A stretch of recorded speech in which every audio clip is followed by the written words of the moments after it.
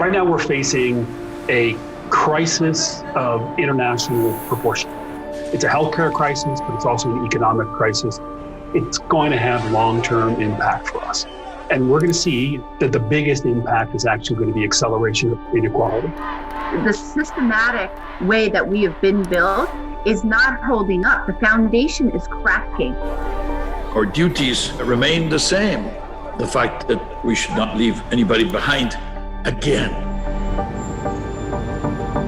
Many organizations have seen what the impact is of a sudden crisis and how we're able to better navigate this crisis today with the help of technology. And that means the reskilling and upskilling of your own workforce.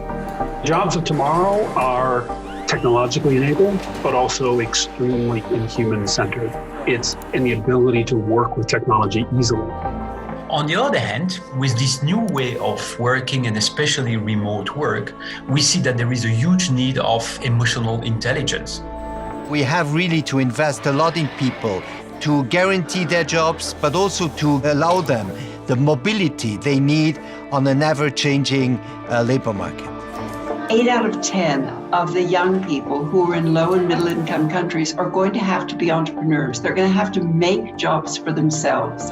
Having creative curriculums and teaching creativity is enabling your learners to have transferable skills, resilience, mastery, collaboration, asking questions, why, how, when. This is what they need in order to thrive in any profession which they choose. The moment you incorporate marginalized segments of society, it changes the product offering, it changes the way that we think about supply chains. When you cater to the margins, the positive externalities in economic terms are pretty enormous. It is critical that leadership understand that the burden of responsibility of driving change starts at the top of the organization, so that corporations can give back to the communities, make them more resilient as we deal with these issues around both economic and racial inequality. We need men and women leading the recovery, because there is no way we can ever think that a world that is led by men is a world that is good for everybody.